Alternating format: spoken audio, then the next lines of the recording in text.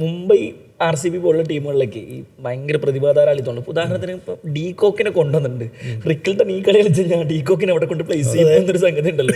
അത് പല ആളുകളും ഇപ്പൊ ബിൽ ജാക്സൺ ഇറങ്ങിയിട്ടില്ല, കോർബിൻ ബോഷ് ഇറങ്ങിയിട്ടില്ല, പല ആളുകളും മാൻ ഓഫ് ദ ടൂർണമെന്റിന് പ്ലെയർ ഓഫ് ദ ടൂർണമെന്റ് ഏറ്റവും മാൻ ഓഫ് ദ മാച്ച് ഉണ്ടായിരുന്നു മനുഷ്യൻ കഴിഞ്ഞ T20 ലോകകപ്പിൽ. അങ്ങനെ ഒരു മനുഷ്യനെ ഇവർ എവിടെ കൊണ്ട് പ്ലേസ് ചെയ്യും എന്ന സംശയം ഉണ്ടെങ്കിൽ ആ ടീമിലെ പ്രതിഭാധാരാളിത്തം അങ്ങനെ നൽകണം. ഇനി RCB കാര്യം ആലോചിച്ച് നോക്ക്. ഹേസൽവുഡ് വരുമ്പോൾ ജേക്കബ് ഡഫിയെ മാറ്റി നിർത്തേണ്ടി വരും. ദേവദത്ത് പടിക്കൽ ഇമാതിരി കളി കളിച്ച് കഴിഞ്ഞാൽ ഇവർ വെങ്കടേശ്വർ എന്ത് ചെയ്യും എന്നുള്ളതാണ്. സോ ചില ടീമുകളിൽ ഭയങ്കര പ്രതിഭാധാരാളിത്തമാണെങ്കിൽ കളിപ്പിച്ചിട്ടില്ല. ഈ രണ്ട് ടീമുകളിലും ഇന്നലെ കളിച്ച രണ്ട് ടീമുകളിലും ബോളിംഗ് ഭയങ്കര പ്രതിസന്ധിയായി നടക്കുന്നുണ്ട്, കൊൽക്കത്തയിലും സൺറൈസേഴ്സ് ഹൈദരാബാദിലും. എന്നാൽ ഇപ്പുറത്ത് ആൾ ഓവർ ആയതിന്റെ പ്രശ്നമാണ് പ്രതിഭാധാരാളിത്തം. കോർബിൻ ബോഷും ഈ മുംബൈന്റെ കൂടെ അതാണ് ദീപക് ചഹാർ, അങ്ങനെയുള്ള ഒരുപാട് വിൽ ജാക്സ് വലിയ പ്രമുഖരാണ്. അതായത് ഏത് ടീമിലും മറ്റേതെങ്കിലും ടീമിലാണെങ്കിൽ അവരൊക്കെ ഈസിലി പ്ലേയിങ് ഒരു 2.5 മാസം നീണ്ടേക്കുന്ന ഒരു ലോങ് ടൂർണമെന്റ് ആണ്. എന്തായാലും ഇഞ്ചുറി, ഫോം ഔട്ട് ഉൾപ്പെടെയുള്ള ഒരുപാട് കാര്യങ്ങൾ ഇതിനകത്ത് വരാനുണ്ട്.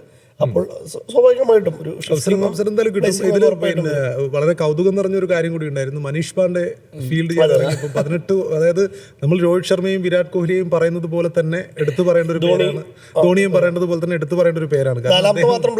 അതെ, 19 സീസണിലും കളിക്കുന്ന 4ാമത്തെ മാത്രം പ്ലെയറാണ്. 2008 അദ്ദേഹത്തിന്റെ IPL പിന്നെ സെഞ്ചുറി ഉണ്ടായിരുന്നു. അതായത് 2008-09 സീസണിൽ ആ സെഞ്ചുറിയോടുകൂടിയ ഒരു ഇന്ത്യൻ IPL നേടുന്ന ആദ്യത്തെ സെഞ്ചുറി ആയിരുന്നു മനീഷ് പാണ്ഡെ അന്ന് നേടിയത്. ഇതിൽ മറ്റേ രോഹിത് ഒരുപാട് റെക്കോർഡുകൾ ഈ മത്സരത്തിൽ പറഞ്ഞിട്ടുണ്ട്. അജിൻക്യ രഹാനെ കൊൽക്കത്തക്കെതിരെ, മുംബൈക്കെതിരെ ഏറ്റവും പിന്നെ ഒരു കൊൽക്കത്ത നായകന്റെ ഏറ്റവും ഹൈ സ്കോർ എന്നാണ് പറഞ്ഞത്. 550 സിക്സറുകൾ രോഹിത് ശർമ്മ അടിച്ചു. അതുപോലെ തന്നെ അദ്ദേഹത്തിന്റെ 50-ന് മുകളിൽ 50+ സ്കോറുകൾ രോഹിത് ശർമ്മ ആ നാഴികക്കല്ലിൽ ഇന്നത്തെ മത്സരത്തിൽ തൊടുന്നു. പല നാഴികക്കല്ലും അതായത് ഇത് മുംബൈ ആദ്യമായിട്ടാണ് 220+ ചേസ് ചെയ്ത് ജയിക്കുന്നത്.